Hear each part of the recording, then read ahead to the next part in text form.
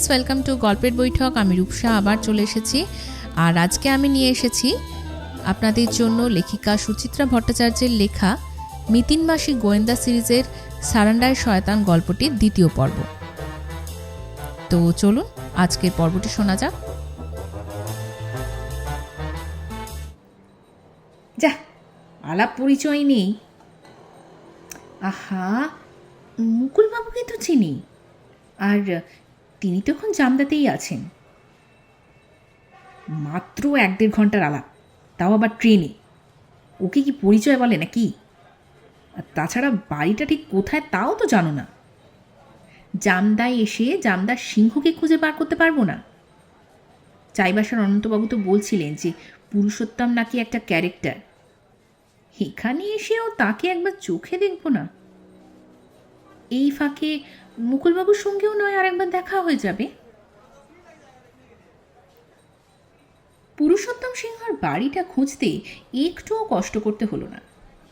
তাকে চেনে না এমন মানুষ বোধহয় জামদায় একজনও নেই। জামদার সবচেয়ে বড় বাড়িটাই সিংহসদন। জয় হনুমান গ্যারাজ থেকে সিংহসদন খুব একটা দূরেও নয়, হাঁটা পথে মিনিট 7। বাজারের পরেই মোরাম বিছানো রাস্তা, সেটা চলে গেছে দক্ষিণে। আর রাস্তার একেবারে শেষ প্রান্তে সিংহ মশায়ের ডেরা।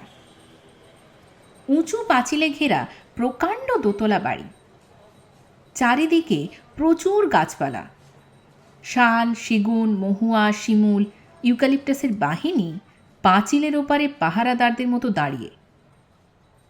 জালজার গেটের পাশে শ্বেত পাথরের ফলকে হিন্দি, ইংরেজি, বাংলা 3টে ভাষায় জলজল করছে পুরুষোত্তমের নাম।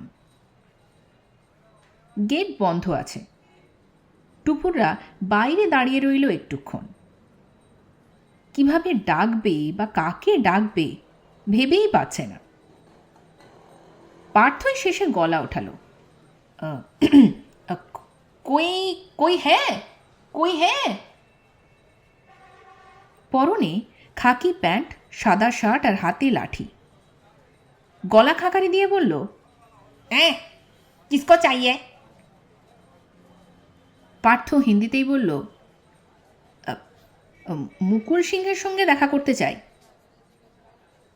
দারোয়ান যেন একটু অবাক, চোখ ঘুরিয়ে ঘুরিয়ে দেখল সবাইকে। জিজ্ঞেস করল, কোথেকে আসছেন? কলকাতা থেকে। পার্থর গলায় ভারী কি ভাব। আমরা আমরা মুকুলবাবুর বন্ধু। উনি তো নেই, সকালবেলা বেরিয়ে গেছেন, সন্ধ্যের আগে ফিরবেন না। শুনেই অবনী তো মহা খুশি। কোনো এক অর্ধপরিচিতের বাড়িতে এরকম উৎপটাং চলে আসায় তার ঘোর আপত্তি ছিল। হোটেলে খেতে খেতেও তিনি সারাক্ষণ গাঁইগুঁই করছিলেন।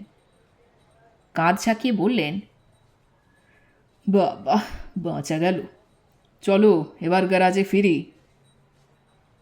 অবনী প্রায় সঙ্গে সঙ্গেই পেছন ফিরে হাঁটতে শুরু করেছেন। মিতিন খপ করে চেপে ধরল তার হাত। আরে দাঁড়ান, একবার পুরুষোত্তম বাবুর দর্শন নেবেন না অবনীদা? আমার দরকার নেই, ওই তোমরাই টিকটিকিগিরি করো গিয়ে। আহা, মানুষকে দেখা মানে কি টিকটিকিগিরি করা? অবনী উত্তরে কি বলতে যাচ্ছিলেন, ঠিক তার আগেই অন্তর থেকে বাজ খাই কণ্ঠস্বর, कौन है रे अभिराम? कोई बाबू लोग बड़ा भाई से मिलने आया। खोल दो। गेट खुले गल।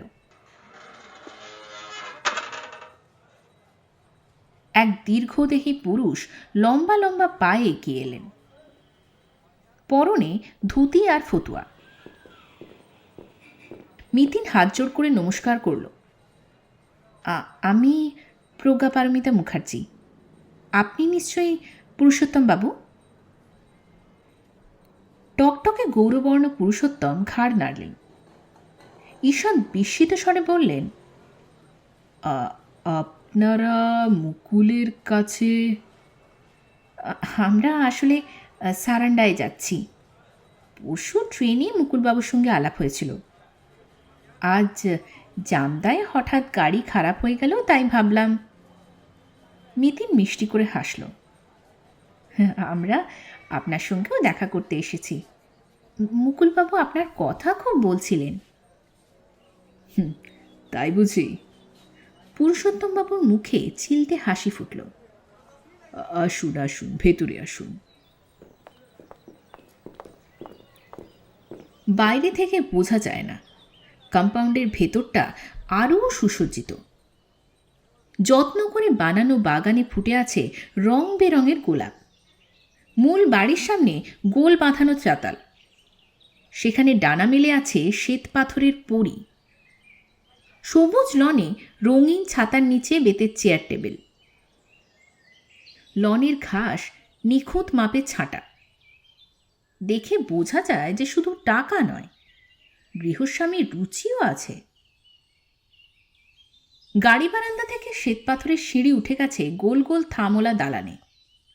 উঁচু সিলিংয়ে ঝুলছে ঝাড়বাতি। মৃদু বাতাসের দোলায় ঝাড় লণ্ঠনের টুংটুং শব্দ। দালান পেরিয়ে বৈঠকখানা ঘরে এনে সকলকে বসালেন পুরুষোত্তম। পাখা চালিয়ে দিয়ে বললেন, বসুন বসুন, আরাম করে বসুন। পুরনো আমলের ভারী ভারী সোফা, কিন্তু এখনো কি নরম। দুপুর যেন ডুবে যাচ্ছিল।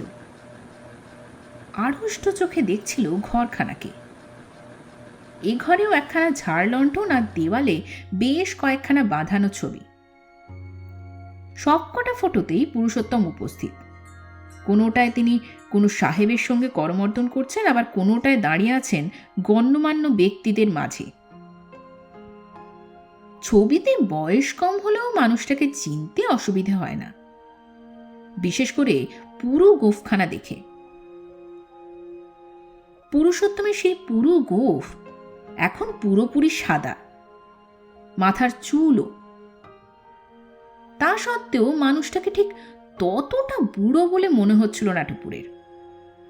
কিছু না হোক 70-75 তো হবেই বয়স, অথচ এখনো চেহারাটা কি সুন্দর ধরে রেখেছেন ভদ্রলোক। টান টান চামড়া, কপালে কোনো বলিরেখা নেই, শরীরও ঝুঁকেনি এতটুকু। নির্ঘাত ব্যায়াম করেন নিয়মিত।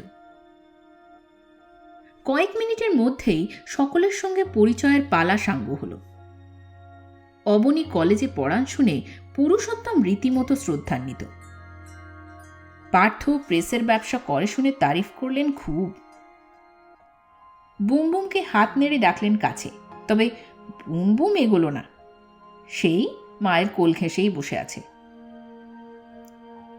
মিতিনের পেশার খবর জেনে পুরুষোত্তম যেন খানিকটা থতমত। ভুরুকুঁচকে বললেন, আপনি ডিটেকটিভ?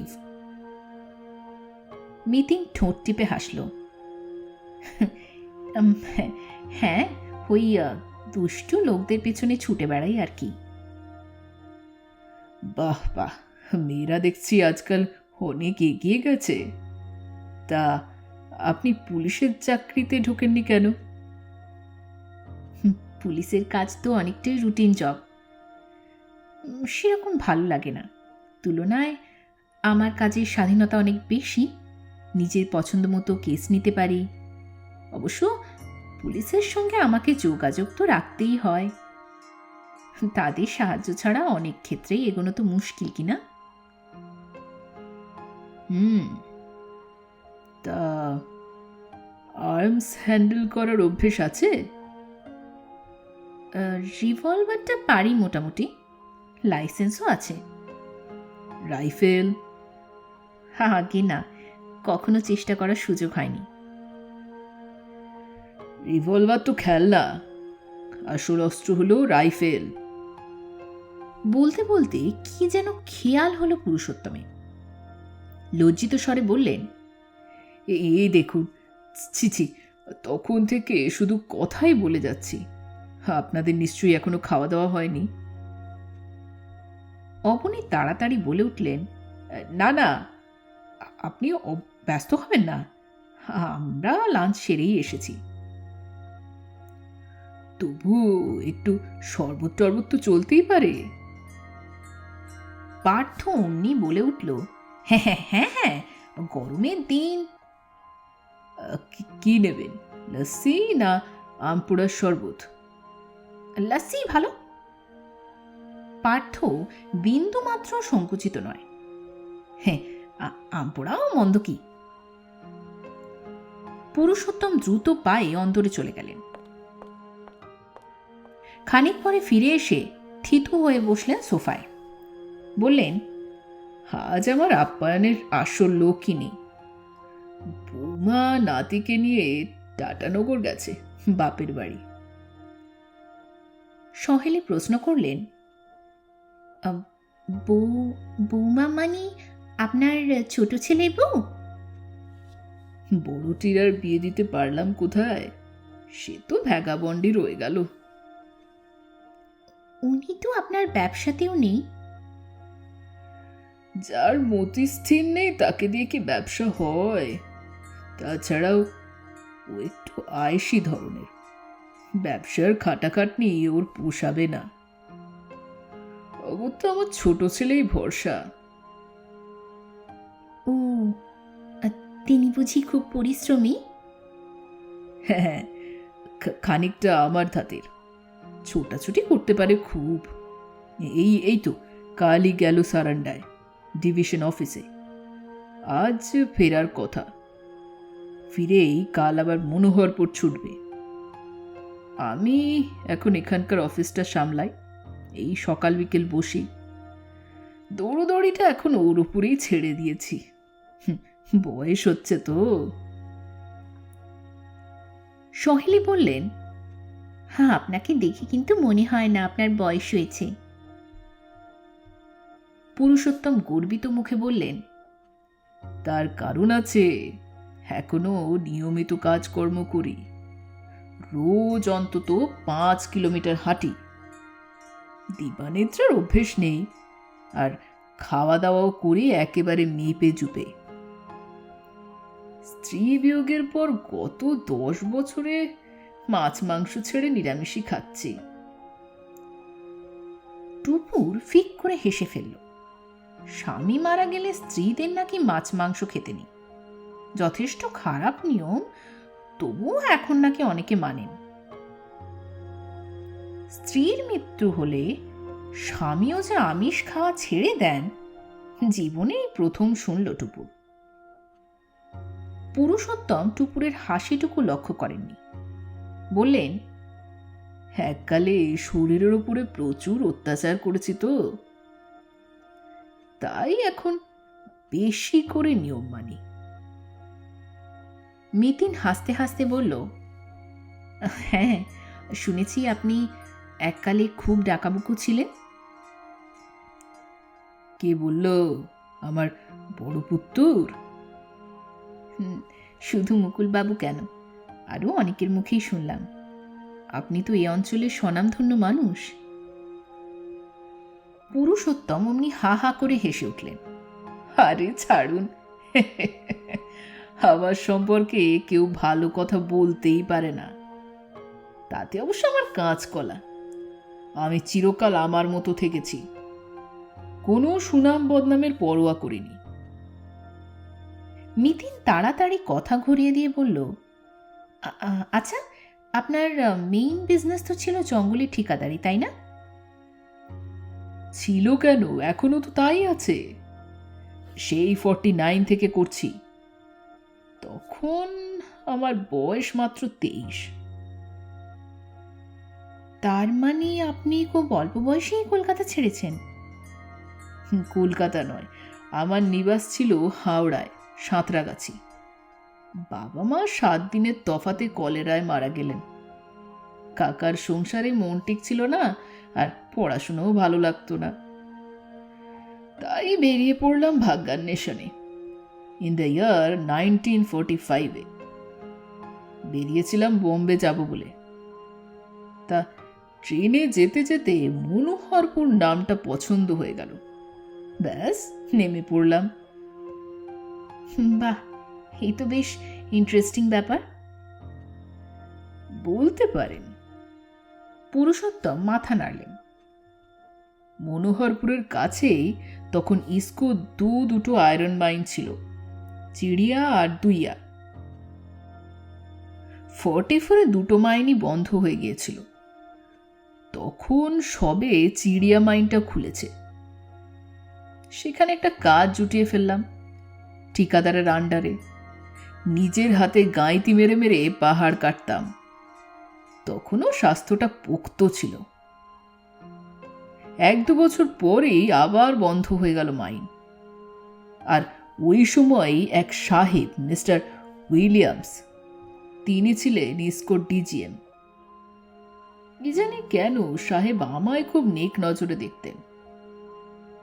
তিনি তদবির তদারক করে আমায় ওই ঠিকাদারের লাইনে ঢুকিয়ে দিলেন। অবনী বললেন, ও তার মানে তখন থেকেই জঙ্গলের গাছ কাটছেন?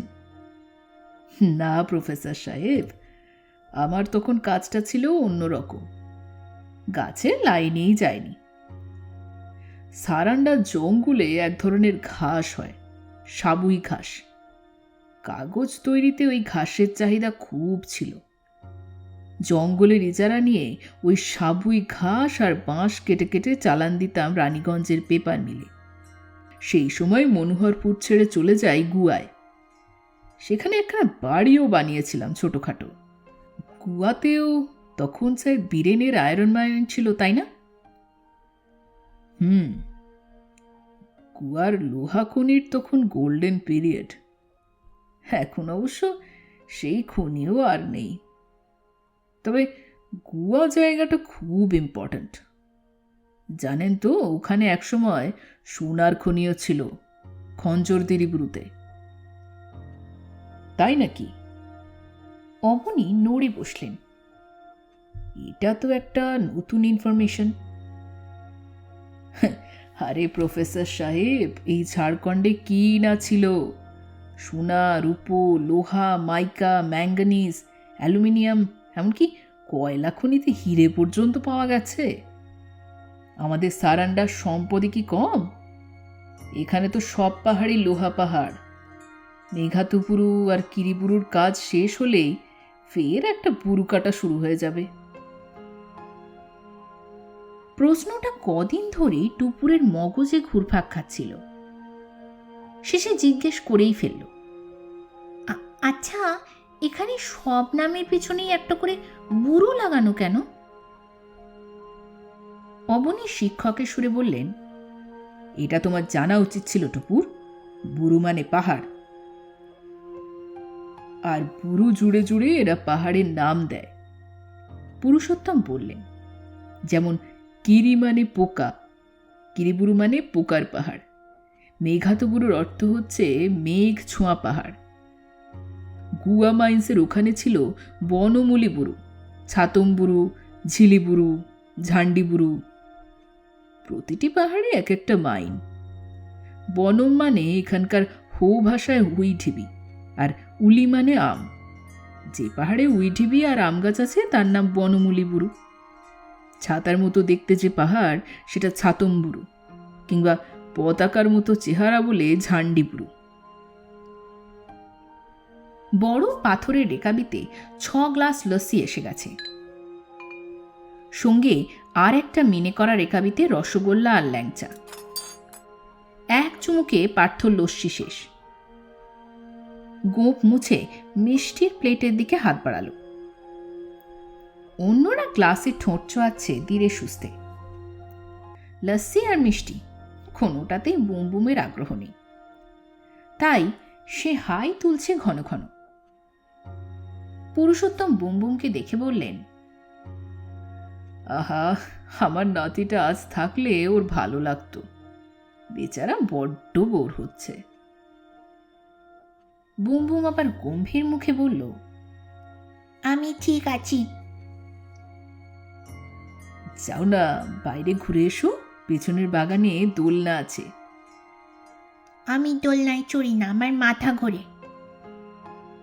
তাহলে লক্ষ্মীকে বলি তোমায় একটা বল এনে দিক। আমি এখন খেলবো না, আমি তোমাদের কথা শুনবো। পুরুষোত্তম হা হা করে হেসে উঠলেন।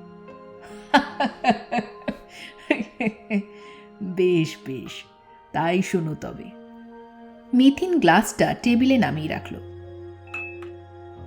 ফিরেছে পুরনো প্রসঙ্গে। তা আপনি এই জামদায় এলেন কবে? 1956।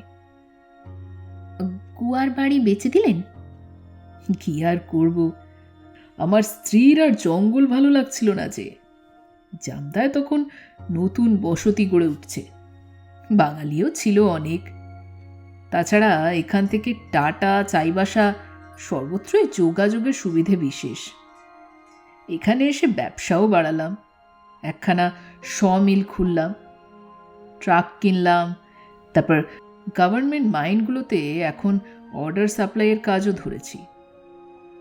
জঙ্গলে আপনার বিশাল দাপট ছিল, তাই না? লোকে আমায় মানত খুব, বিশেষ করে আদিবাসীরা। আমি তাদের উপর কখনো জোর জুলুম করিনি, আবার অন্য কেউ ওদের সঙ্গে অন্যায় আচরণ করলে বরদাস্তও করিনি। যদি কিছু না মনে করেন, একটা প্রশ্ন করব? ডিটেকটিভের প্রশ্ন? না না, একজন সফল ব্যবসায়ীকে জানার কৌতূহল। মিতিন গলা নামালো। এই যে আপনি এত ধনসম্পদ করেছেন, এতে আপনার শত্রু বাড়েনি? পুরুষোত্তম মুচকি হাসলেন। দেখুন, আমি নিজেকে সাধু পুরুষ বলে দাবি করি না। বিজনেস করতে গেলে শত্রু হয়, তাদের ছলে বলে কৌশলে হটিয়েও দিতে হয়। আমি শত্রু কোনোদিন বাড়তেই দিইনি। আমি যেভাবে বাঁচতে চাই সেভাবেই থেকেছি। এই সময় বাইরে একটা গাড়ির হর্ন। টুপু দৌড়ে বারান্দায় গেল। নজরুল সাহেব কি জিপ নিয়ে এসে গেলেন? অভিরাম গেট খুলেছে। এ তো টুপুরদের জিপ নয়। একজন ভদ্রলোক নামলেন জিপ থেকে। পার্থরই সমবয়সী, লম্বা ঝকঝকে চেহারা, পরনে জিন্স টি শার্ট, মুখখানা যেন পুরুষোত্তম বসানো। পুরুষোত্তম বেরিয়ে এসেছিলেন বারান্দায়।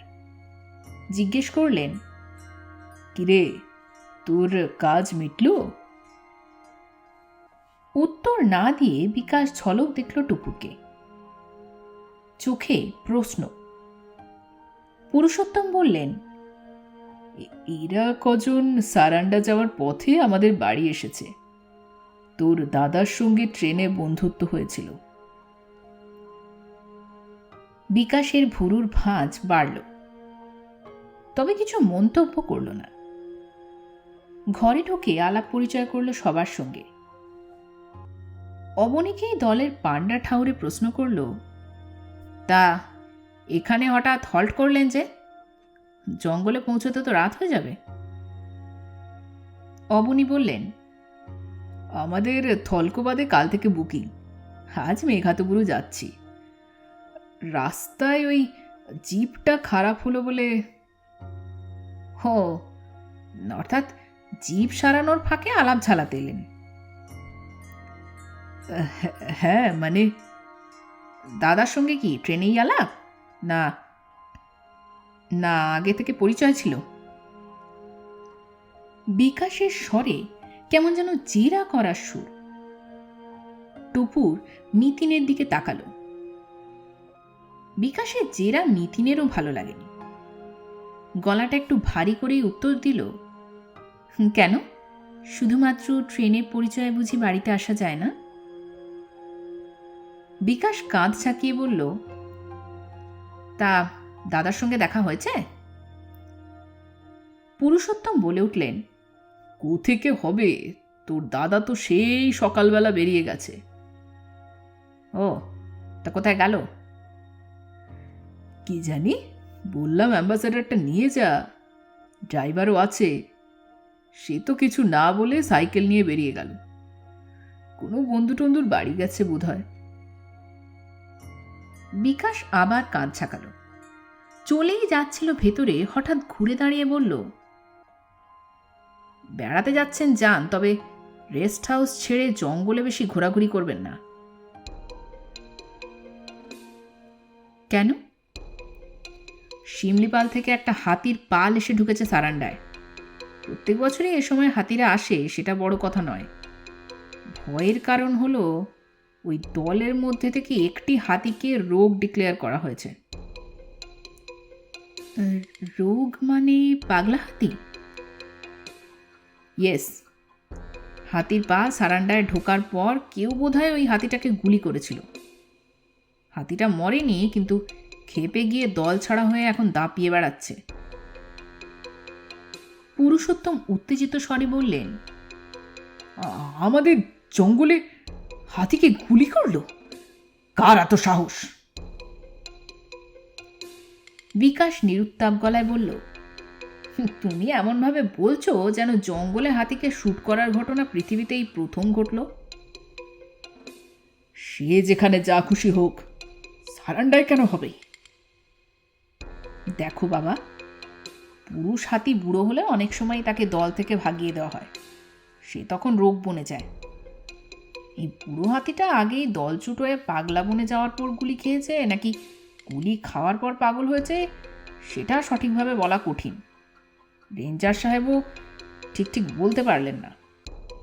যদি আগেই পাগলা বনে গিয়ে থাকে তো সেই হাতিকে নিকেশ করে দেওয়াই তো ভালো, না হলে তো গ্রামকে গ্রাম ছারখার করে দেবে। কিন্তু গুলিটা করলো কে? কোনো চোরা শিকারের দল ঢোকেনি তো জঙ্গলে হাতির দাঁতের লোভে? হতেও পারে, আবার নাও হতে পারে। চোরাগোপ্তা শৌখিন শিকারীও তো থাকে। এখন শিকার নিষিদ্ধ বটে, তা বলে 2-4টে মানুষের কি আর বাঘ, হাতি, সিংহ, হরিণ এসব মারতে সাজ যায় না? তুমিই তো গল্প করেছো যে একসময় কত সাহেব শুভ জঙ্গলে জন্তু মারতে আসতো। তোমার নিজেরও তো এককালে শিকারের নেশা ছিল। পুরুষোত্তম অমনি গর্জে উঠলেন, আমার সঙ্গে তুমি অন্যদের তুলনা করবে না। আমি কখনো বিনা কারণে কোনো পশুকে হত্যা করিনি। আমি শুধু বাঘ মেরেছি, তাও সেই বাঘ যে কিনা কোনো মানুষকে মেরেছে। কে জানে কেন বিকাশ আর কোনো তর্কে গেল না। পর্দা সরিয়ে চলে গেছে অন্দরে। কয়েক মুহূর্তের জন্য সবাই চুপ। একটু আগের গল্প আড্ডার পরিবেশ যেন ছানা কেটে গেছে। অবনী বাইরের বারান্দায় গিয়ে দাঁড়িয়েছেন এবং সাথে পার্থ। খানিক পরে নজরুলের জিপ এসে যেতে বিদায় নিল সকলে।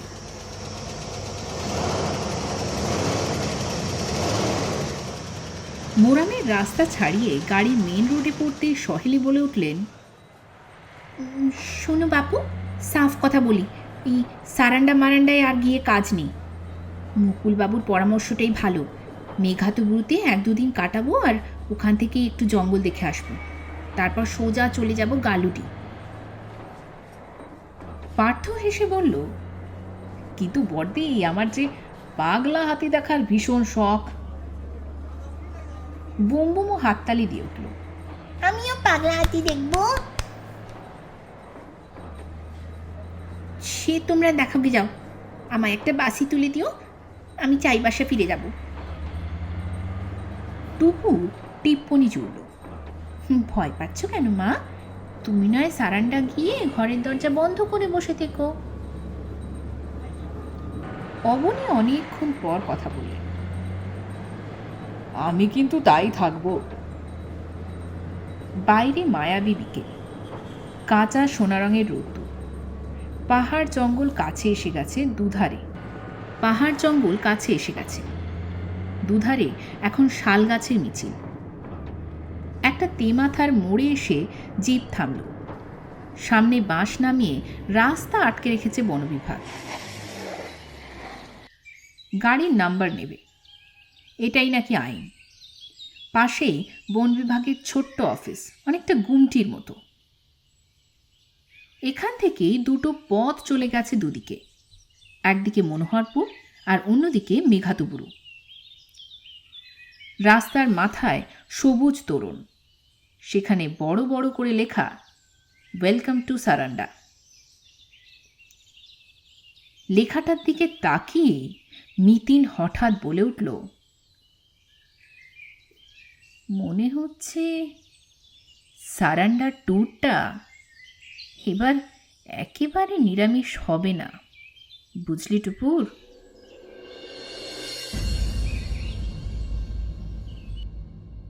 কিরিপুরু আর মেঘাতুপুরু একদম গায়ে গায়ে লাগানো।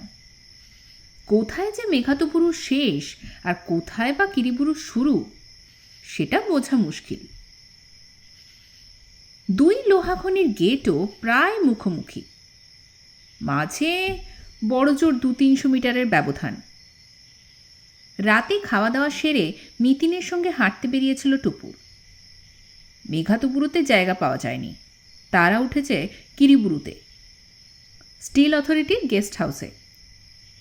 মেঘাতুপুরুর চেয়ে কিরিবুরুতে অবশ্য জনবসতি বেশি, দিব্যি সাজানো গোছানো টাউনশিপ, বাজারহাট, দোকানপাট, সিনেমা হল, কি নেই? চওড়া চওড়া মসৃণ পাহাড়ি রাস্তায় এই চড়াই তো এই উতরাই। পথের দুধারে ইউক্যালিপটাসের সারি, অজস্র খুদে খুদে টিলা চারিদিকে, তাদের মাথায় আর গায়ে সুন্দর সুন্দর বাড়িঘর।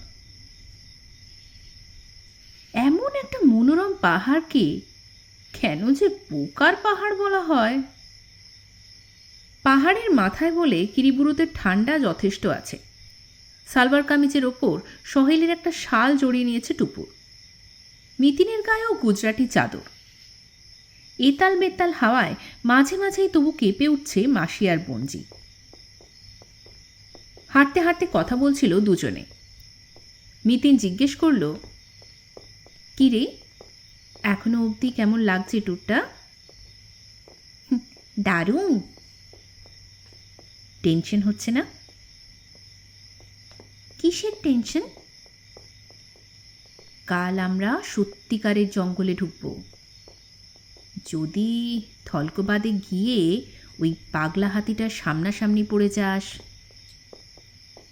হাতিকে সামনে আসতে দেব কেন? হুড়মুড় করে জঙ্গল ভাঙছে টের পেলেই কোথাও একটা শেল্টার নিয়ে নেব। তুই একটা হাঁদি। হাতি মোটেই জঙ্গল ভেঙে ভেঙে হাঁটাচলা করে না।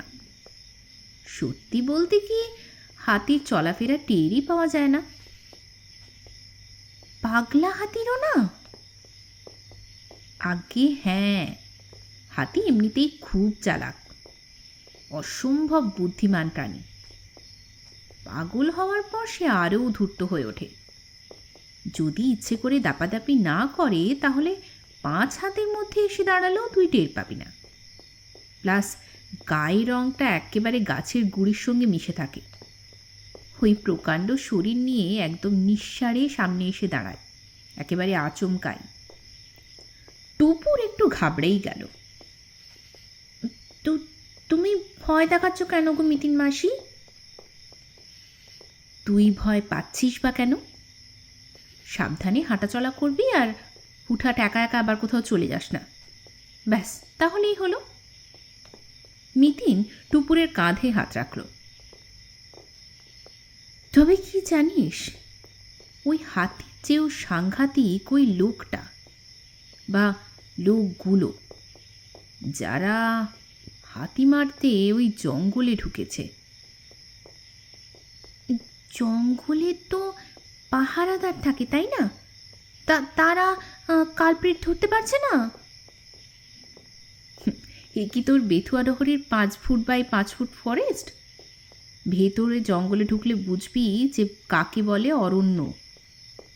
10-20টা লোকও যদি ছড়িয়ে ছিটিয়ে জঙ্গলে ঘাপটি মেরে বসে থাকে, তাদের ঢুঁড়ে বার করা শার্লক হোমসের অসাধ্য।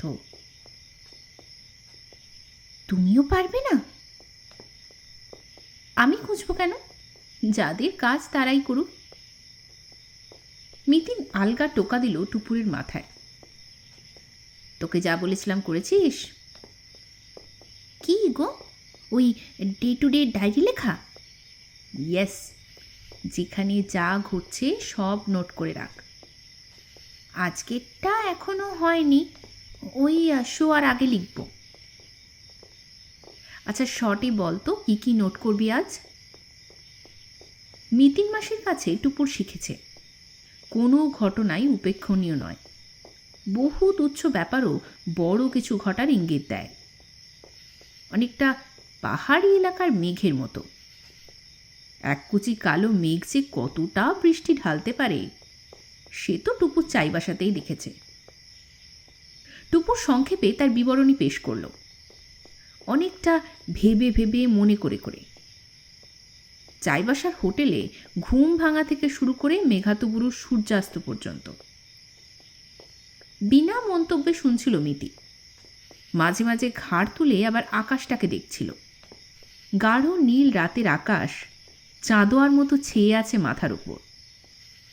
ঝিকঝিক করছে অজস্র তারা।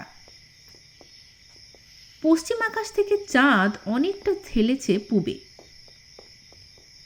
জল করছে, ঠিক অনেকটা যেন কানা ভাঙা সোনার পিরিচ। টুপুর আর চোখে দেখল মিতিনকে। কি গো, কিছু বাদ পড়লো? আচ্ছা, মোটর সাইকেলের লোক দুটোর টি শার্টের কালার বললি না তো? ওই তো, যে লোকটা মুরগি মারলো সে পড়েছিল মেটে রং, আর আর অন্যজনের যেন কি একটা রং মনে নেই তো। সবুজ আর বুকে সরু সাদা বর্ডার। মিতিন ফের প্রশ্ন করল, আর পুরুষোত্তম সিংহ সম্পর্কে তোর কমেন্ট কি? বেশ অ্যাডভেঞ্চারাস লাইফ, নিজের প্রশংসা শুনতে খুবই ভালোবাসেন, আর নিজের কথা বলতেও। তবে টুপুর একটু থেমে থেকে বলল, শিকারী অথচ অকারণে প্রাণী হত্যা করেননি। এটা কেমন অদ্ভুত নয়? জিম করবেটের নাম শুনেছিস? ওই যে যিনি ম্যান ইটার্স অফ কুমায়ুন লিখেছিলেন, বইটা পড়েছি। কি সাংঘাতিক সাংঘাতিক বাঘ শিকার করেছিলেন জিম করবেট, রুদ্রপ্রয়াগে, রানী খেতে। তাহলে তো জানিসই যে জিম করবেট কোন দরের শিকারী ছিলেন। কিন্তু জঙ্গল বা পশু পাখিকে তিনি কম ভালোবাসতেন না। বাঘকেও তিনি ভালোবাসতেন, শুধু বাঘ মানুষ খেকো হয়ে গেলেই। মিতিন 2-1 সেকেন্ড চুপ করে থেকে বলল, পুরুষোত্তম যে সত্যি পশুপ্রেমিক তা তার ঘরদোর দেখে অনুমান করা যায়। কিভাবে? ঘরে কোথাও নিজের শিকারের নিদর্শন ছড়িয়ে রাখেননি। এখানে বাঘের চামড়া, ওখানে মোষের শিং, দেওয়ালে হরিণের মুন্ডু। বীরত্বের কোনো ফাঁপা আড়ম্বর নেই। কিন্তু ভদ্রলোকের ছোট ছেলেটা যেন কেমন কেমন মনে হচ্ছিল, আমাদের দেখে একটুও খুশি হননি। মনে হয় দুই ভাইয়ের সম্পর্ক অতটা ভালো নয়।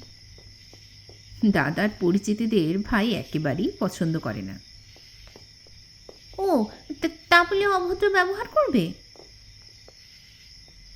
ওটাই হয়তো ওর কথা বলার স্টাইল। ক্ষমতা, টাকা পয়সা এইসব হাতের মুঠোয় থাকলে ওরকম বহু লোকই ধরাকে সরাজ্ঞান করে। হাতিটাকে নিয়েও কেমন কমেন্ট করছিল দেখছিলে? যেন হাতি মারা কোনো অন্যায় কাজই নয়। কথায় কথায় টুকুররা বাজারের দিকটায় চলে এসেছে। রাত 9টা বাজে, তাই অধিকাংশ দোকানেরই ঝাঁপ বন্ধ। শুধু একটা দুটো পান সিগারেটের স্টল খোলা আছে এখনো। ডান পাশে এক মস্ত দিঘি। স্থানীয় মানুষের স্নান-টানের জন্য বোধহয় কাটানো হয়েছিল কোনো সময়। মিতিন আর টুপুর দাঁড়িয়ে পড়ল দিঘির পাড়ে। জলে চাঁদের ছায়া। টুপুরের বিকেলটার কথা মনে পড়ছিল। আজ সানসেট যেন তেমন উপভোগ করা গেল না। জঙ্গলের ছাওয়া ধোঁয়া ধোঁয়া নীলচে পাহাড়ের পেছনে কখন যেন ঝুপ করে হারিয়ে গেল সূর্যটা। তবে হ্যাঁ, ওই কিরিবুরুর লোহা খনিটা কিন্তু ভারী বিচিত্র। আস্ত পাহাড়খানাকে কেটে কেটে কি অতিকায় এক খাদান বানিয়ে ফেলেছে। ওটাকে নাকি বলে ওপেন কাস্ট মাইন। কয়লা খনির মতো গর্ত খুঁড়ে পৃথিবীর ভেতরে ঢুকতে হয় না। ডিনামাইট দিয়ে পাহাড় ভাঙো আর লোহা ভরা পাথরের চাঙড় তুলে দাও টিপলারে। লোহা খনির খাদানটাও কি টকটকে লাল। লোহার জন্যেই কি? খাদানের মধ্যে ঘুরে বেড়াচ্ছে মানুষ। ট্রলি, বুলডোজার, কাটার ক্রেন চলছে ফিরছে এদিক ওদিক। উপর থেকে দেখে মনে হচ্ছিল যেন পিঁপড়ের জগৎ। টুপুরের ভাবনার মাঝেই হঠাৎ দিঘির পাড়ে পার্থর আবির্ভাব। পার্থ হাঁপাচ্ছে। হাঁপাতে হাঁপাতেই বলল, ও বাবা, তো তোমরা এখানে? আমি তোমাদের সেই সানসেট পয়েন্টে খুঁজতে গিয়েছিলাম। মিতিন বলল, এই অন্ধকারে সানসেট পয়েন্টে? ভাবলাম যদি গিয়ে থাকো তা তা বলে যাবে তো কোথায় যাচ্ছ। হ্যাঁ, অন্যদিন চিন্তা হয় না? একে তো একটা পাগলা হাতি ঘুরে বেড়াচ্ছে, সে তো সারান্ডায়। এটাও তো সারান্ডারই পাঠ। যদি বেটা গুটগুট করে পাহাড়ে উঠে আসে। ও, পিচ রাস্তা ধরে ওই লোকালয়ের মধ্যে দিয়ে? বাবা, কেন হাতি বুঝি পিচ রাস্তায় হাঁটতে মানা? নাকি হাতি আবার লোকালয়ে ঢোকে না? পার্থ আবার প্রতিবাদ জুড়ে দিল, তাছাড়া বেচারার এখন মাথা খারাপ। এখন কি আর ওর স্থান কাল পাত্র জ্ঞান আছে? উফ, তোমরা না ভয়েই গেলে। তা বুম বুম ঘুমিয়েছে? শুয়েছে বর্দির কাছে। বর্দি একটার পর একটা গল্প শোনাচ্ছে আর বুম বুম গুনছে। 7 হলো, 8 হলো। 25 স্টোরি না শুনে সে আজকে চোখ বুঝবেই না। টুপুর হিহি হাসল। মা তাহলে আজ খুব টাইট খাচ্ছে। আর তোমার বাবা একখানা টাইট দিচ্ছেন। একখানা মাংকি ক্যাপ চড়িয়ে গ্যাঁট হয়ে বসে আছেন গেস্ট হাউসের রিসেপশনে। ম্যানেজার বাবুর এখন যাকে বলে ছেড়ে দে মা কেঁদে বাঁচি দশা। ও মা, সে কি, কেন? অবনীদা নাকি ঠান্ডায় জমে যাচ্ছেন। কম্বলে নাকি শীত কাটবে না, তাই তার এখন লেপ চাই। ম্যানেজার অতিষ্ঠ হয়ে একজোড়া রেজাই আনার জন্য কোথায় যেন লোক পাঠালেন। পার্থ দাঁত ছড়িয়ে হাসল। আরও স্ট্রেঞ্জ ব্যাপার কি জানো? অবনীদের রিসেপশনে বসে ঢুলছেন, কিন্তু কিছুতেই রুমে গিয়ে শোবেন না। টুপুর লজ্জিত মুখে বলল, সত্যি বাবাটা না বড্ড শীতকাতুরে। ওই গত পুজোয় গ্যাংটকে স্লিপিং ব্যাগ নিয়ে গিয়েছিল। হোটেলের বিছানায় স্লিপিং ব্যাগে ঢুকে ঘুমোতো। পার্থ হাসিতে ফেটে পড়ল। হাসতে হাসতেই ফিরতে শুরু করেছে তিনজনে।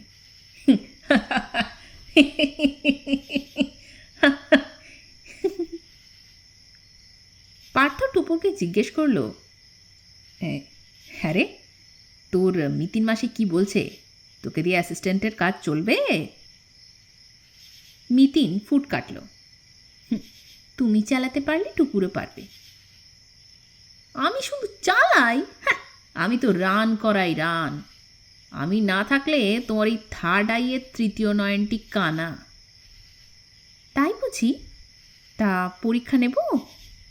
নাও। আচ্ছা বলো তো, পুরুষোত্তম সিংহ মানুষটি কেমন? হ্যাঁ, টিপিক্যাল জঙ্গলের ঠিকাদার। 2 নম্বরই করে প্রচুর কামিয়েছেন। -5 বুম বুমো এগুলো বলতে পারবে। ছেলে দুটোকেও মানুষ করতে পারেননি। একটা তো পাগল আর একটা গোঁয়ার। আর তারপর ধরো ভদ্রলোকের বাংলা বলা। 50 বছরেরও ওপর ভদ্রলোক, দেশ ছাড়া, কিন্তু এখনো বাংলা উচ্চারণ কি পরিষ্কার। এটা অবশ্য একটা গুড অবজারভেশন। তবে কি জানো, মাতৃভাষা ভুলতে চাইলে 6 মাসেই ভোলা যায়, আর না চাইলে মৃত্যু অবধি ভুলবে না। এই যেমন ধরো তোমার মাস্তুতো ভাই রজত, মাত্র 1.5 বছর রজত আমেরিকায় আছে, অথচ এখনই কেমন বিকৃত অ্যাকসেন্টে বাংলা বলে, সেটা শুনেছো তো? অথচ তোমার রঘু জ্যাঠা 44 বছর কানাডায় থেকেও এখনও দিব্যি ঢাকাই ডায়ালেক্টে গড় গড় করে কথা বলে যান। তা ঠিক, এটা ম্যান টু ম্যান ডিফার করে। যাকে পুরুষোত্তমকে ছেড়ে কাজের কথা শোনো, দুটো জব্বর ইনফরমেশন জোগাড় করেছি। কি? ওই পাগলা হাতিটাকে নিয়ে এখানেও নাকি জোর চর্চা চলছে। হাতিটাকে নাকি শেষ দেখা গেছে কোথায় যেন, হ্যাঁ, তিরিলপশিতে, এবং তিরিলপশি থলকোবাদ থেকে খুব দূরে নয়। বাহ, সুখবর তো। বর্দি অবনীদার ঘরে আটকে থাকাটা তাহলে পাকা হয়ে গেল। মিতিন হাসল। যাকে করমপদার খবরটা নিয়েছ? এখান থেকে কতদূর করমপদা? ম্যানেজারবাবু তো বললেন কাছেই, থলকোবাদের রুটেই নাকি পড়ে, তবে রেঞ্জ আলাদা। করমপদা গুয়া রেঞ্জে, আর থলকোবাদ পড়ে সামটায়। এখান থেকে করমপদা মিনিট 40। নিতিন বলল, তো কাল সকালেই দিদিকে মধুবাবার দর্শন করিয়ে দেবে নাকি? আরে সেই জন্যেই তো বলছি, গেস্ট হাউসের ম্যানেজারও দেখলাম মধুবাবার গল্প জানেন। কিরিবুরু টাউনেও মধুবাবা নাকি এখন একটা ইভেন্ট। এখান থেকেও অনেকে গিয়ে মধুবাবাকে দর্শন করে এসেছে, এবং তারাও নাকি সব ভক্তিতে গদ। ভালোই হলো, আমরাও তাহলে কাল যাওয়ার পথে একবার ঢু মেরে নিচ্ছি। পার্থ বলে উঠল, বর্দি তো শুনেই লাফাচ্ছেন। মধুবাবার নামে এখন পাগলা হাতির ভয়টা সব হাপিস। টুপুরের মধুবাবাতে আগ্রহ নেই, বলল, আর তোমার ওই সেকেন্ড ইনফরমেশনটা কি? হ্যাঁ, মেঘাতুবুরুতে ছুটে ছুটে সানসেট দেখতে যাওয়াটা নাকি আমাদের গোক্ষুরি হয়েছে। ম্যানেজার বলছিলেন আমাদের দেখা উচিত সানরাইজ। কপাল ভালো থাকলে, মানে মেঘ না থাকলে আর কি, সূর্যোদয় নাকি অনির্বচনীয়। পূব দিকটা পুরো খোলা তো, নিচে রূপলি সুতোর মতো বয়ে যাচ্ছে কারো নদী, জলে একদম সোনালি আলো ঠিক রচ্ছে। পার্থ রীতিমতো ভাব এসে গেছে। টুপুর মনে করার চেষ্টা করছিল যে মেঘাতুবুরুর পথে কারো নদী নামে কোনো নদী সে পার হয়েছে কিনা। না, মনে তো পড়ছে না। ছি টুপুর, এটাও তোমার অবজারভেশনের ডিফেক্ট। নির্জন পথঘাট, একটা চাপা গুমগুম শব্দ ভেসে আসছে। ডিনামাইট ফাটছে কি? আওয়াজ তো ক্রমশ স্পষ্ট হচ্ছে। নিস্তব্ধতা চিরে ছুটে আসছে একটা মোটর সাইকেল, কিরিবুরু পেরিয়ে যেদিকে জঙ্গল সেই দিক থেকে। ঘ্যাঁচ করে সামনেই এক পান সিগারেটের দোকানে এসে দাঁড়াল।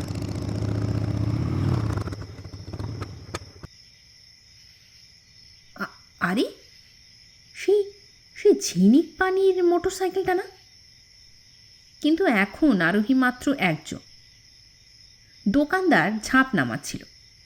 লোকটা মোটর সাইকেলে বসেই হেলমেট খুলে হেঁকে উঠল, রুক রুক।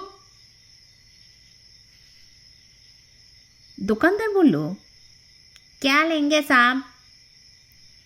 सिगरेट ला 2 पैकेट, फॉरेन बढ़िया वाला। ছুটে এসে লোকটাকে সিগারেট দিয়ে গেল দোকানদার। বলল, और कुछ चाहिए? सोडा ला 3 বোতল। বোতল 3টে সাইড ক্যারিয়ারে ভরছে লোকটা।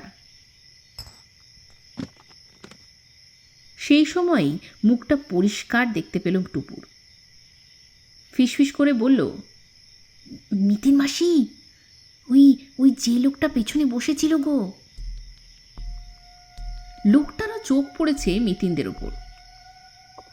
ঝটপট হেলমেট পরে নিয়ে গাড়িতে স্টার্ট দিচ্ছে। চামড়ার জ্যাকেট থেকে পার্স বার করে টাকা দিল দোকানদারকে, তারপর শুঁ করে বেরিয়ে গেল মেঘাতবুরুর দিকে। টুপুর মোটরসাইকেলটার মিলিয়ে যাওয়া দেখতে দেখতে বলল, তার মানে লোকটা মেঘাতপুরতে থাকে? মিতিন উত্তর দিল না। পার্থ বলল, সম্ভবত তাই। কিন্তু লোকটা একা কেন? অন্যজন গেল কোথায়? পার্থ খ্যাক খ্যাক করে হাসল। তা ওরা কি সারাক্ষণ নিতাই গৌর হয়ে ঘুরবে নাকি? তবু আচ্ছা, ওরা যদি এদিকেই থাকে তাহলে চিনিক পানি থেকে মুরগি কিনছিল কেন?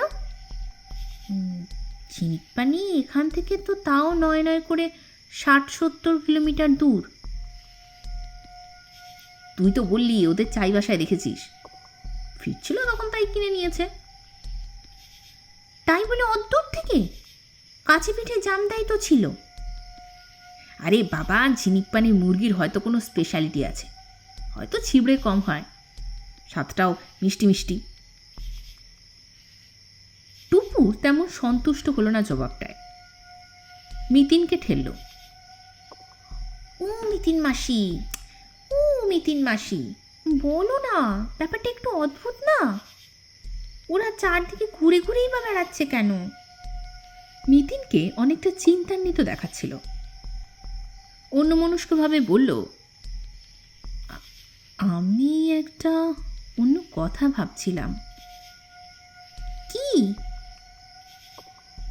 এই লোকটাকে আমি আমি কোথায় যেন একটা দেখেছি।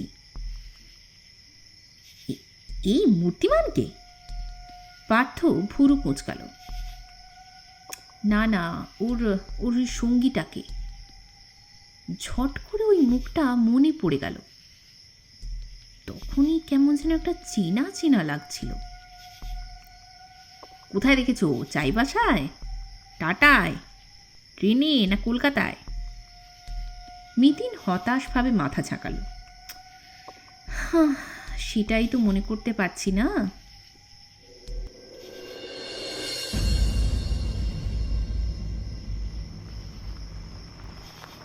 আবার আড়াআড়ি বাঁশ, আবার বন দফতর পথ আটকেছে। করমপদায় থেমে গেল টুকুরদের জিপ।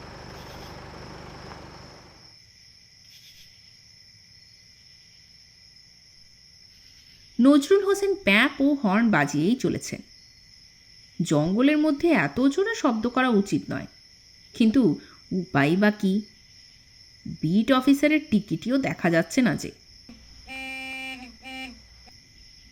কাছেই একখানা একতলা পাকা বাড়ি, দেখে মনে হয় প্রাইমারি স্কুল। দরজা জানালা বন্ধ, আর সামনের ফাঁকা জায়গায় আপন মনে ছোটাছুটি করছে গোটা কয়েক বাচ্চা। জিপের দিকে ফিরেও তাকাচ্ছে না বাচ্চাগুলো। সম্ভবত এমন জিপ দেখে দেখে তারা অভ্যস্ত। অদূরেই একটি লালচে দেওয়াল মাটির বাড়ি, মাথায় টিনের চালা। বাড়িটায় লোকজন আছে কি না সেটা ঠাহর করা যাচ্ছে না গাড়ি থেকে। যদি কেউ থাকেও তারা নির্ঘাত কালা। এত আওয়াজেও একবারও কেউ উঁকি দিল না। নজরুল হোসেন স্টিয়ারিং ছেড়ে নামলেন। আরে হলো কি? গেল কোথায় সব? সহেলি ঝটিতে বললেন, মধু বাবার আশ্রমে চলে যায়নি তো? অবনী অমনি ঝেঁচে উঠলেন, তুমি থামবে? মধু বাবা করে একেবারে পাগল হয়ে গেলে। তুমি বুঝবে কি করে? তোমার তো আর হাঁটু কোমরে ব্যথা নেই। মিতিন দু হাত তুলে বলল, আরে বাবা, শান্তি শান্তি। জঙ্গলে ঝগড়া করলে জন্তু জানোয়াররা সব ঘাবড়ে যাবে। তার চেয়ে বরং নামো, একটু হাত পা ছড়াই।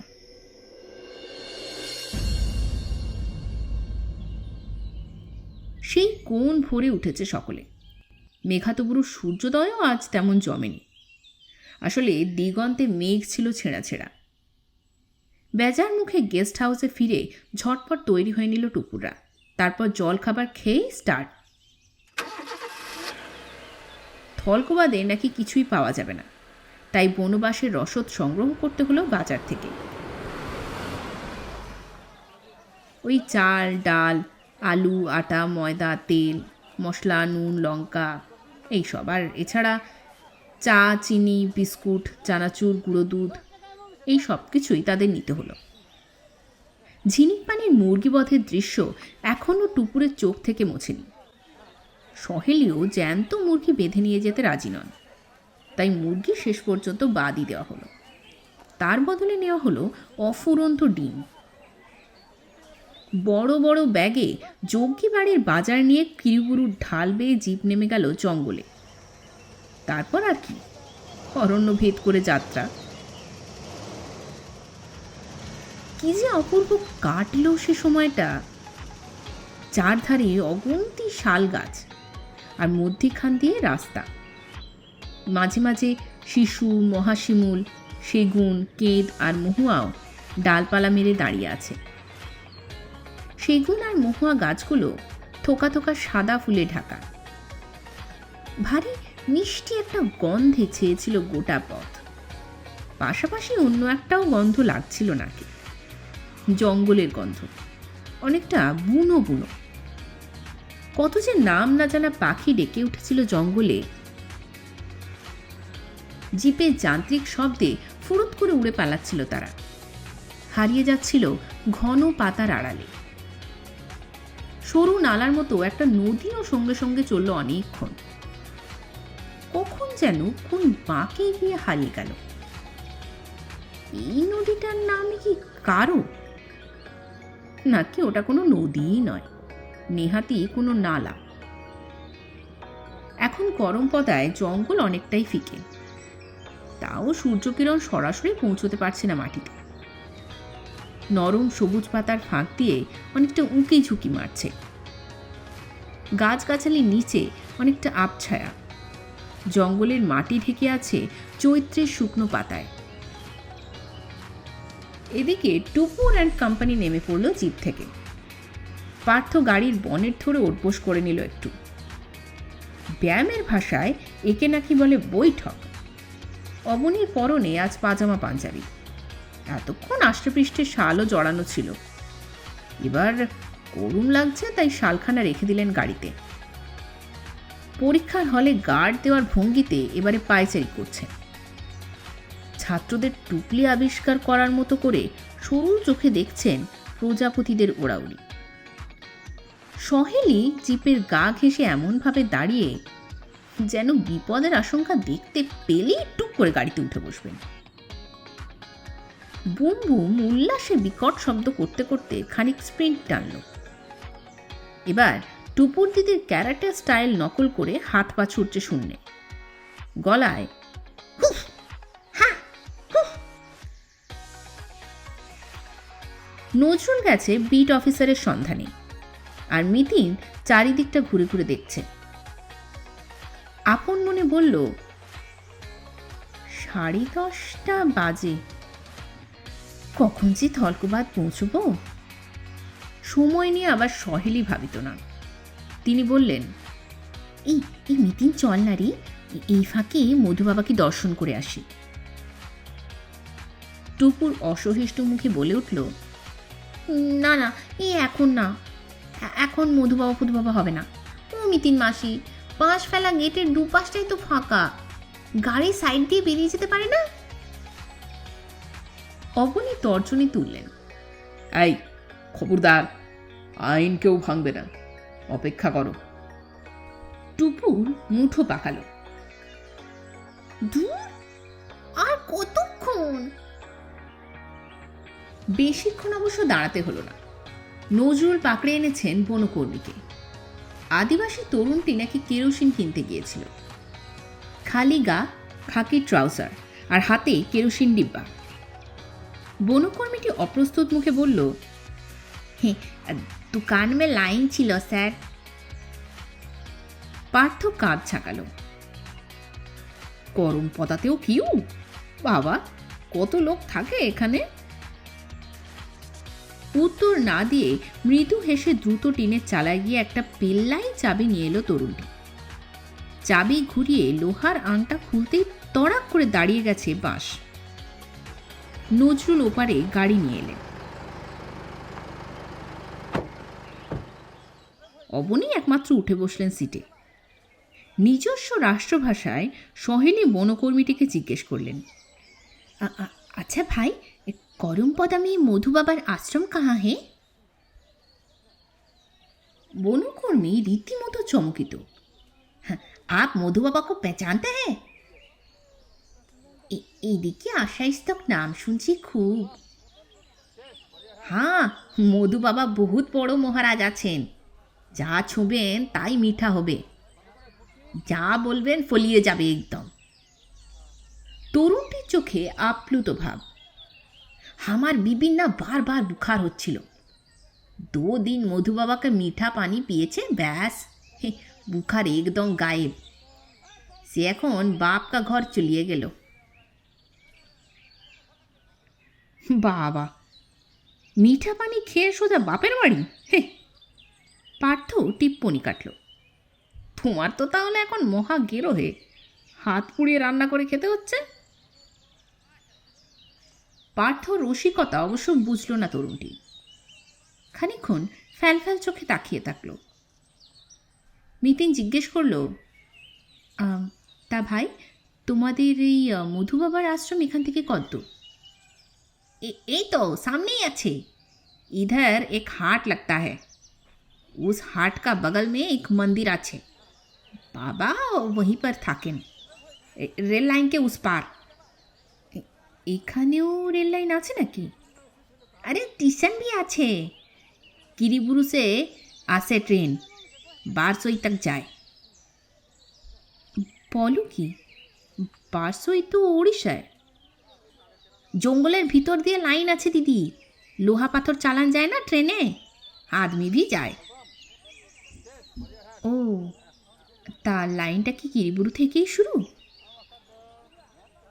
দূর, কি আবুল তাবুল ভেজরুম ভেজরুম করছিস বলতো মিতি?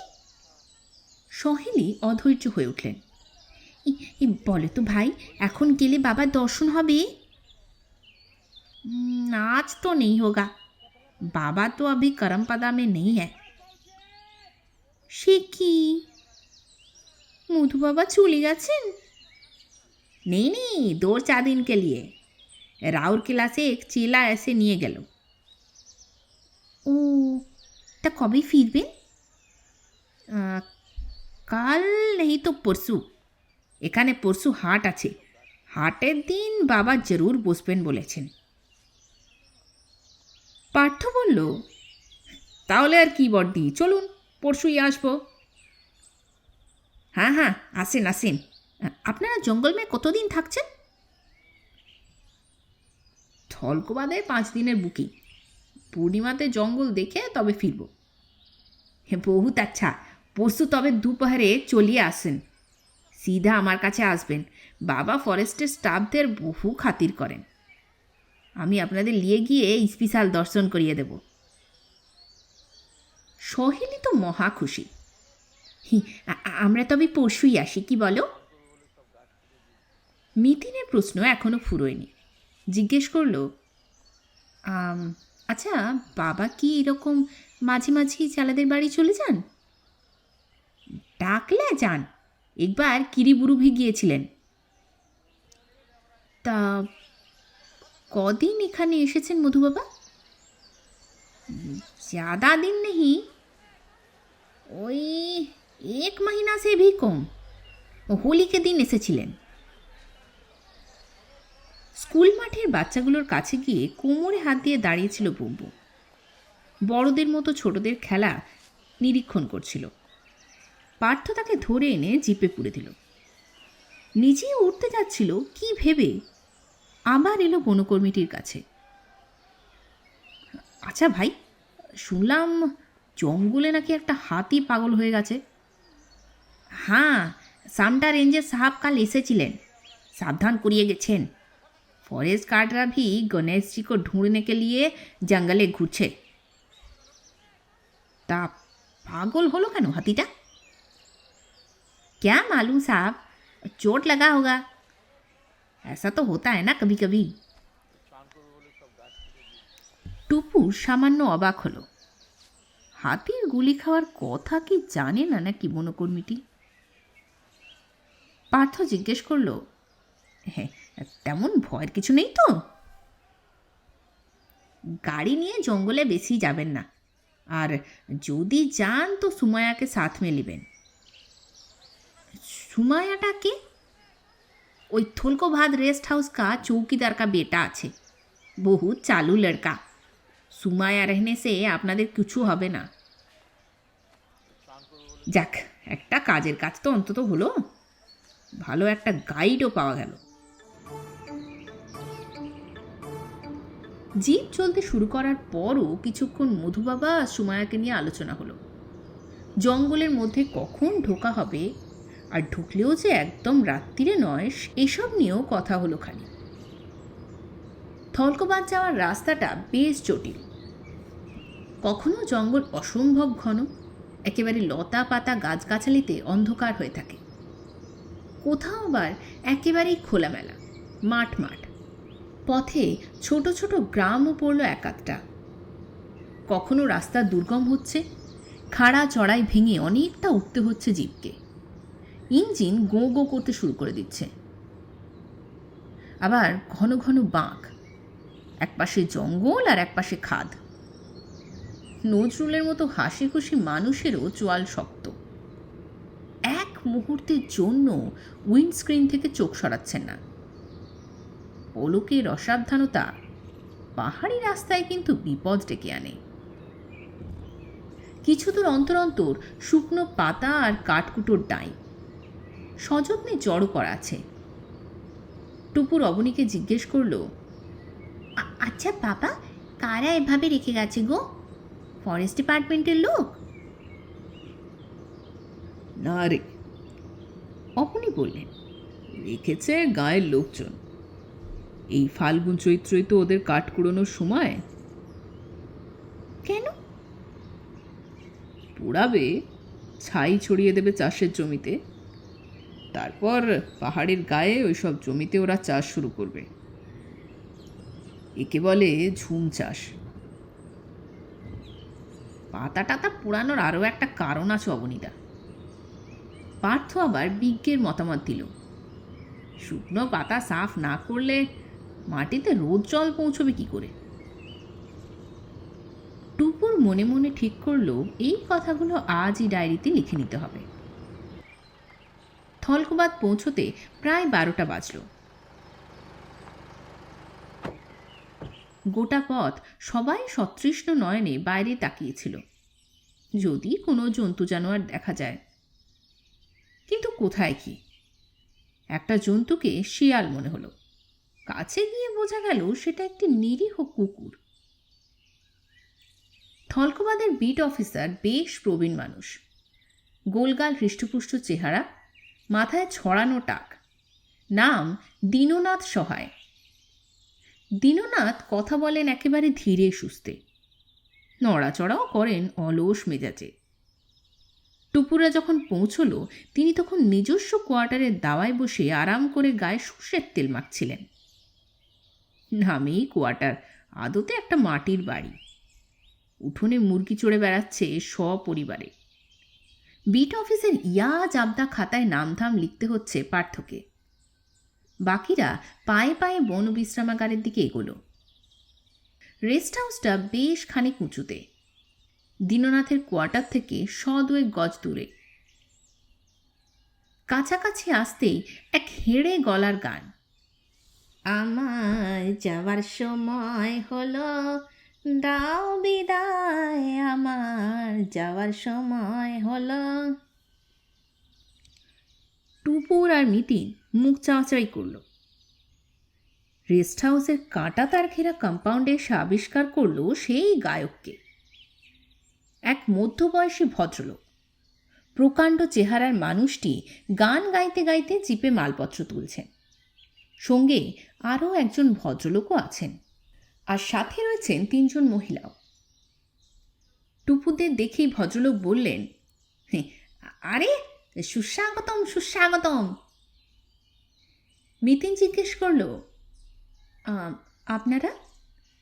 ভদ্রলোক মজার ভঙ্গিতে গেয়ে উঠলেন, তোমার হলো শুরু, আমার হলো সারা। অবনী আবার গান টান বেশি বোঝেন না। ভুরু কুঁচকে বললেন, মানে? আমাদের জঙ্গল দেখা শেষ হলো, থলকোবা দেওয়ার আপনাদের জিম্মায়। মিতিন হাসতে হাসতে বলল, তো কেমন দেখলেন জঙ্গল? রসিক ভদ্রলোক এক কথায় উত্তর দিলেন না। বললেন, ভালো বলবো না মন্দ বলবো ঠিক ভেবে পাচ্ছি না। পাক্কা 6 দিন রইলাম। নো টাইগার, নো ভালুক, নো হাতি, নট ইভেন বুনো শুয়োর। শুধু একবার হনুমান এসে কাল রেস্ট হাউসের মাথায় বেশ দাপাদাপি করেছিল। হ্যাঁ, একদিনই মাত্র 3টে সম্বর হরিণ দেখেছি, তাও ফর ফিউ সেকেন্ডস। আমাদের দিকে হরিণগুলো এমন লজ্জা পেল। অর্থাৎ জঙ্গল ভ্রমণ ফ্লপ? না না, পুরোটা নয়। জঙ্গলের বিউটি দেখেছি, মার্ভেলাস। বলেই ভদ্রলোক ডাকলেন, প্রতিম, প্রতিম, করিল যেন ছবি তোলা হলো। ডিগডিগে লম্বা ভদ্রলোকে চটপট জবাব, 2 রিল শেষ, প্লাস 3rd রিলের 7টা। অর্থাৎ 79 ফিল্মস। বুঝতেই পারছেন, 6টা দিন বেড়ে মুশে এনজয় করেছি। হ্যাঁ, গোটা থলকোবাদ এখন আমাদের ক্যামেরায় বন্দি। টুপুর ফস করে জিজ্ঞেস করল, আচ্ছা, আপনারা কি পাগল হাতিটাকেও দেখতে পাননি? গপ্পটা এরা বাইরেও চাউর করে দিয়েছে তাহলে। ভদ্রলোক অবনীর দিকে ফিরলেন, আরে পুরো গাঁজাখুরি কেস মশাই। ট্যুরিস্টদের প্রাণ খুলে বেড়ানোয় বাধা দেওয়ার চেষ্টা। ওই হাতি দেখেই তো আমাদের পরশু থেকে আটকে রেখেছে। আরে মশাই, সুস্থ হাতি নজরে এলো না তো পাগলা হাতি। অবনী বললেন, জঙ্গলে জন্তু দর্শন ভাগ্য তো আবার সবার সমান হয় না। হ্যাঁ, এটা হক কথা। দেখুন, আপনাদের যদি চোখে পড়ে, খুঁজে পেলে পাগলা হাতিকে পাগলা গারদে দিয়ে আসবেন। কাছেই তো রাঁচি। ওসব হাতি ফাতি ছাড়ুন, এখানকার আসল জিনিসটা অবশ্যই দেখে যাবেন। কি? ওই যে করমপদার মধু বাবা, হ্যাঁ, রিয়েল সেন্টলি পারসন। টাকা পয়সা লোভ নেই, হামবড়া ভাবও নেই। সহেলি এবারে কদকদ গলায় বললেন, হু, আপনারা বুঝি তাকে দেখে এসেছেন? 2 বার। আসার দিন করমপদার বিট অফিসারের মুখে শুনে খুব কৌতূহল হয়েছিল, তা বিকেলেই গিয়েছিলাম দেখতে। বিশ্বাস করবেন না, রীতিমতো তাক লেগে গেল। একটা লঙ্কাতে হাত ঘষে দিলেন, অমনি ঝাল লঙ্কা কিনে মিষ্টি মনে গেল। প্রণামী দিতে গেলাম, হাঁ হাঁ করে আটকে দিলেন। বললেন টাকা ছুঁলেই নাকি ওর গায়ে ফোসকা পড়ে। তারপরেও মনটা খুঁতখুত করছিল, মনে হচ্ছিল ভেলকিবাজি দেখিয়ে আবার বোকা বানাচ্ছেন না তো। তা পরদিনই সকালে আবার গেলাম। আমাকে দেখেই বলে উঠলেন, কিরে, আমায় বিশ্বাস না করে কষ্ট পাচ্ছিস তো? আয় আয়, তোর সব দ্বিধা দূর করে দিই। বলেই আমার হাতে হাত বুলিয়ে দিলেন। কি কাণ্ড জানেন, আমার হাতটা পর্যন্ত মিষ্টি হয়ে গেল। এমন চোখসিদ্ধ সাধু অনেক কপাল করলে দেখা যায় মশাই। বলছেন? আলবাত। আরে পারলে একবার দেখা করে আসবেন, সারান্ডা বেড়ানো সত্যি সার্থক হবে। ভদ্রলোকের সঙ্গীরা ডাকাডাকি শুরু করে দিয়েছেন। ভদ্রলোক হাত নেড়ে এবারে বিদায় নিলেন। সহেলি কড়া গলায় বললেন, কি এবারে বিশ্বাস হলে তো সবার? ওদিকে টুপুর ধন্ধে পড়ে গেল। সত্যি কি মানুষের ঐশ্বরিক ক্ষমতা থাকে? বাড়িটা ইউ শেপের, দুপাশে 2 বাহুতে 3খানা করে মোট 6খানা ঘর। ইউ এর 3য় বাহুটি বনবিশ্রামাগারের ডাইনিং হল। খাবার টেবিলটি রীতিমতো প্রকাণ্ড, সেখানে স্বচ্ছন্দে জনা করে লোক আহারে বসতে পারে। ডাইনিং হলের পিছনেই কিচেন। বড় বড় দুখানা উনুন আছে রান্নাঘরে। জ্বালানি হিসেবে শুধু কাঠই ব্যবহার করা হয়। সরু মোটা বেটে লম্বা নানান মাপের শুকনো ডালপালা রান্নাঘরে মজুত আছে। রান্নাবান্না করে বনবিশ্রামাগারের চৌকিদার সার্গিয়া। 60-এর কাছাকাছি বয়স, কপালে বলিরেখা এসে গেলেও তার শরীরটি কিন্তু বেশ শক্তপোক্ত। কোনো কাজেই সে না বলে না। সর্বক্ষণই তাহার মুখে একটা হাসি লেগে আছে। অল্প সময়ের মধ্যেই টুপুরের সঙ্গে আলাপ জমে গেছে সার্গিয়ার। সার্গিয়া বাংলা বুঝতে পারে আর ভাঙা ভাঙা বলতেও পারে। এই বাংলোয় সে প্রায় 40 বছর চাকরি করছে। এখানে যারা বেড়াতে আসে তাদের বেশিরভাগই বাঙালি। ভ্রমণার্থীদের সঙ্গে কথা বলে বলেই সার্গিয়া মোটামুটি ভাষাটা রপ্ত করে নিয়েছে। দুপুরে আজ খাওয়া দাওয়ার আয়োজন অতি সংক্ষিপ্ত। খিচুড়ি, ডিম ভাজা, আলু ভাজা আর ঘি। সার্গিয়া চালে ডালে খিচুড়ি বসিয়ে দিল। তারপর বাঁক কাঁধে চলল টুপুরদের স্নানের জল আনতে। টুপুর আর বুমবুম সার্গিয়ার সঙ্গে সঙ্গে যাচ্ছিল।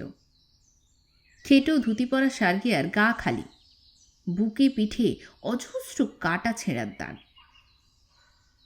টুপুর প্রশ্ন করল, আচ্ছা, তো তোমার গায়ে ওগুলো কিসের দাগ গো সার্গিয়া দাদা? ভালু কাছড়ে দিয়েছে। সার্গিয়ার নিরুত্তাপ উত্তর। অনেক সাল আগে, আমার উমার তখন 23-24। জঙ্গলে কাঠ আনতে গিয়েছিলাম। আচানক মহুয়া গাছের পেছন থেকে ভালুকটা গায়ে এসে লাফিয়ে পড়ল। তখন আমার শরীরে তাকত অনেক বেশি ছিল। খুব লড়াই হলো ভালুকের সঙ্গে, জানো। ভালুক ভি ছাড়বে না আর আমি ভি নেই ছোড়ুঙ্গা। আধা ঘন্টা পর ভালুক পালিয়ে গেল। তখন আমার গা দিয়ে খুন ঝরছে। চাইবাসায় নিয়ে যেতে হয়েছিল আমাকে। 1 মাস হাসপাতালে ছিলাম। তার মানে তুমি শেষ পর্যন্ত জিতেছিলে সেদিন? জঙ্গলে জিত হার নেই দিদি। সেদিন ভালুকটা মাতাল ছিল, বহুত মহুয়া খেয়েছিল বেটা। নেশায় না থাকলে ওই ভালুক তো সেদিন আমায় চিড়ে খতম করে দিত। বুমবুম আবার অবিশ্বাসের সুরে বললে, যা, ভালুক আবার নেশা করে নাকি? করে বই কি খোকাবাবু, আদমি সে ভি জাদা নেশা করে। খোকাবাবু বলে ডাকলে বুমবুম আবার ভীষণ বিরক্ত হয়। পলকে তার মুখ হাঁড়ি। আর কথা বলছে না, গোঁজ হয়ে হাঁটছে। সঙ্গে সঙ্গে একটা লাঠি কুড়িয়ে নিল মাটি থেকে। সপাং সপাং লাঠি চালাচ্ছে হাওয়ায়। ঢাল বেয়ে নামতে রাস্তার ধারে এক ক্ষীণ জলধারা। রাস্তা থেকে খানিকটা উঁচুতে পাথরের ওপর দিয়ে বয়ে যাচ্ছে প্রায় নিঃশব্দে। জলটার রং কালচে। বেড়ালের মতো ক্ষিপ্র পায়ে জলধারার কাছে নেমে গেল সার্গিয়া। টিনে ঝল ভরে নিয়েছে।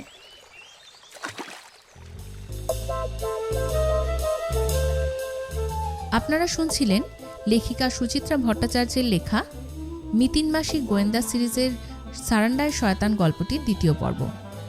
গল্পটি কেমন লাগছে অবশ্যই আমাদের জানাবেন, এবং যদি গল্পগুলো আপনাদের ভালো লাগে তো প্লিজ লাইক, কমেন্ট, শেয়ার ও সাবস্ক্রাইব করতে প্লিজ ভুলবেন না। আজকে এ পর্যন্তই। আবার পরে দেখা হচ্ছে এই গল্পটির 3য় পর্বের সঙ্গে। নমস্কার।